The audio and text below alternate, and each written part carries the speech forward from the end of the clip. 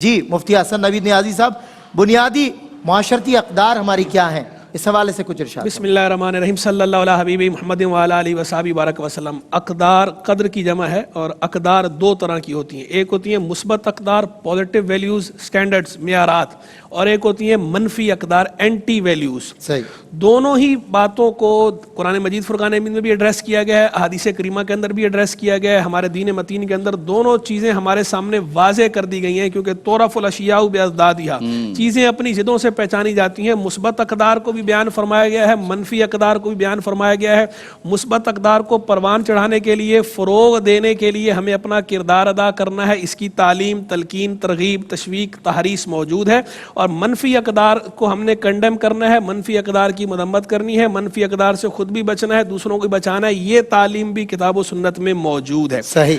تو سب سے پہلی بنیاد جو ہے وہ معاشرے کی جو سب سے بنیادی قدر ہے وہ ہے سچائی، اور اس کے مقابلے میں اینٹی ویلیو جو ہے، منفی قدر جو ہے جھوٹ ہے۔ ان الصدق ینجی والکذب یہلک، بے شک سچ نجات دیتا ہے اور جھوٹ ہلاکت میں ڈالتا ہے، ہلاک کرتا ہے۔ بالکل۔ اب میں یہ کہتا ہوں کہ اس کو آپ جنرل اس میں دیکھیں، اس کا جو دائرہ کار ہے آپ صرف آخرت کے ساتھ نہ جوڑیں، آپ دنیا کو بھی دیکھیں، معاشرے کی جو دنیاوی اس معاملات ہیں اس کو بھی دیکھیں اور آخرت کو بھی دیکھیں، دونوں کو سامنے رکھیں تو بالکل الصدق ینجی، سچ جو ہے وہ نجات دیتا ہے اس دنیا میں بھی، اور سچ نجات دیتا ہے اس دنیا میں بھی۔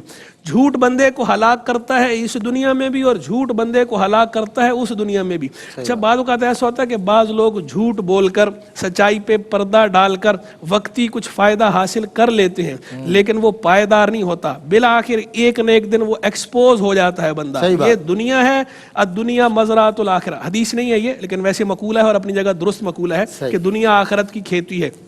یہاں اس دنیا کے اندر بھی اللہ تبارک و تعالیٰ ایکسپوز کر دیتا ہے بندے کو، بندے کی جو سوء نیت ہے، سوء نیت کا پھل اس دنیا میں بھی ملتا ہے، حسن نیت کا پھل بھی اس دنیا میں ملتا ہے۔ جزا اور سزا جو ہے جو آخرت میں ہونی ہے وہ تو ہونی ہے، اس دنیا میں بھی اللہ تبارک و تعالیٰ ظاہر کرتا ہے، بس جلد یا بدیر، کبھی جو ہے وہ جلدی ظاہر ہو جاتا ہے اور کبھی یہ دیر سے ظاہر ہوتا ہے، لیکن بالآخر ظاہر ضرور ہوتا ہے۔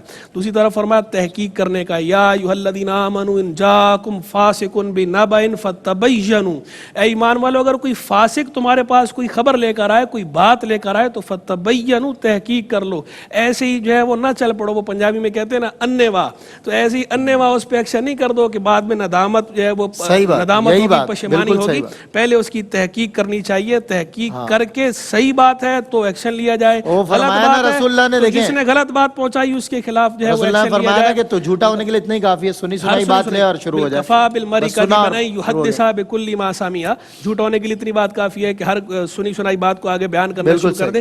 القاب، برے نام رکھنے سے منع کیا گیا، بگاڑنے سے منع فرمایا گیا۔ ولا تنابزوا بالالقاب، ایک دوسرے کے نام نہ بگاڑو۔ ولا تجسسوا، ایک دوسرے کی ٹو میں نہ پڑو، چن چن کے جو ایک دوسرے کی خامیاں نہ ڈھونڈو۔ ولا یغتب بعضکم بعضا، اور ایک دوسرے کی غیبت نہ کرو، غیبت کرنے سے معاشرے میں فساد پیدا ہوتا ہے، تجسس کی وجہ سے معاشرے میں فساد ہوتا ہے۔ ہر بندہ دوسرے بندے کی جب ٹو میں لگ جاتا ہے، اس کی خامیاں تلاش کرنے کی کوشش کرتا ہے، تو اس سے معاشرہ انارکی کا شکار ہوتا ہے، معاشرہ بگڑتا ہے، کیونکہ یہاں پرفیکٹ کوئی بھی نہیں ہے۔ انبیاء کرام علیہ السلام پرفیکٹ ہیں، باقی جو غیر معصوم بشر ہیں وہ بہرحال جو ہے وہ پرفیکٹ نہیں، خامیاں ہوتی ہیں، لیکن خوبیوں پہ جو ہے وہ فوکس کرنا چاہیے۔ لیکن اس کا یہ مطلب ہی نہیں ہے کہ خامیوں کو بالکل نظر انداز کر دیا جائے، خامیوں کو دور کرنے کی، اصلاح احوال کی کوشش بھی بھرپور انداز میں کرنی چاہیے، وہ بھی ضروری ہے۔